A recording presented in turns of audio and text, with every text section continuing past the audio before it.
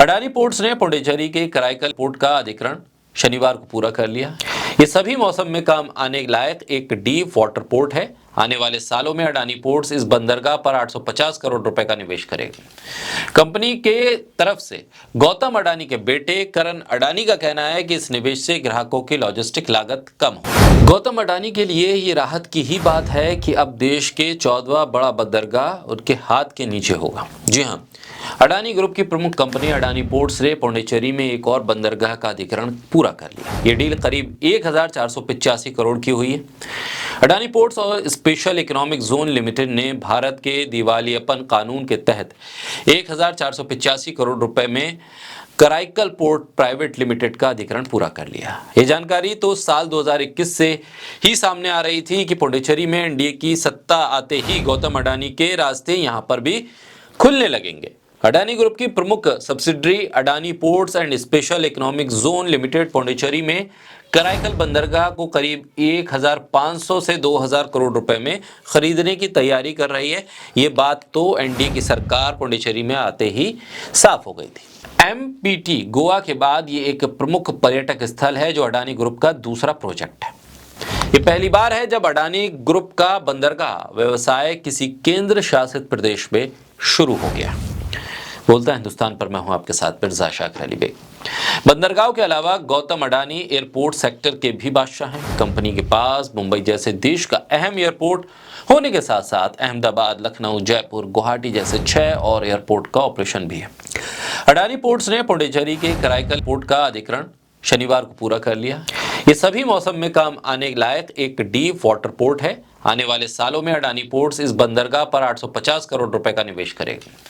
Company के तरफ से गौतम अडानी के बेटे करण अडानी का कहना है कि इस निवेश से ग्राहकों की लॉजिस्टिक लागत कम होगी। कंपनी अगले 5 साल में इस पोर्ट की कैपेसिटी को डबल कर देगी। कराईकल पोर्ट पर साल 2022-23 में 1 करोड़ टन कार्गो का आना जाना हुआ था। ये चेन्नई से करीब 300 किलोमीटर दूर पड़ता है बंदरगाह। कराईकल पोर्ट प्राइवेट लिमिटेड 2006 में पुडुचेरी सरकार द्वारा प्राप्त की गई 30 साल की रियायत पर पब्लिक प्राइवेट पार्टनरशिप पोर्ट के तहत बिल्ड, ऑपरेट एंड ट्रांसफर प्रारूप में विकसित सभी मौसम वाले कराईकल बंदरगाह का संचालन करती है। कराईकल चेन्नई और तूतीकोरिन के प्रमुख बंदरगाहों के बीच है और इसका रणनीतिक स्थान बंदरगाह को मध्य तमिलनाडु के औद्योगिक समृद्ध भीतरी इलाकों तक आसानी से पहुंचने की इजाजत देता है। कराईकल बंदरगाह दिवाला और दिवालियापन संहिता के तहत APSEZ द्वारा अधिकृत किए जाने वाला एक दूसरा बंदरगाह। महाराष्ट्र में दिघी बंदरगाह के बाद ये दूसरा बंदरगाह है। बंदरगाह में पानी की गहराई 14 मीटर और 600 एकड़ से अधिक का भूमि क्षेत्र है।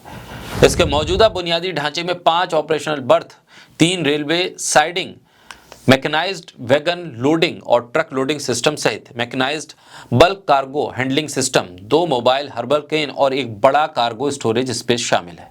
इसमें ओपन यार्ड, 10 कन्वर्ड वेयरहाउस और 4 लिक्विड स्टोरेज शामिल है। इस पे करीब 21 मिलियन टन की कार्गो हैंडलिंग क्षमता के साथ बंदरगाह मुख्य तौर से कोयला, सीमेंट, उर्वरक, चूना, पत्थर, स्टील और तरल पदार्थों को संभालता है। गौतम अडानी की कंपनी देश के 14 बड़े पोर्ट चलाती है। इसमें नए कराईकल पोर्ट्स के अलावा Mundra port, Dahej port, Tuna port, Mormugao port, Kattupalli port, Dhamra port, Gangavaram port, Hazira port और इसके अलावा कृष्णापट्टनम, दिघी पोर्ट, हल्दिया पोर्ट भी शामिल है। अडानी पोर्ट इस समय देश का सबसे बड़ा बंदरगाह संभालने वाली कंपनी है।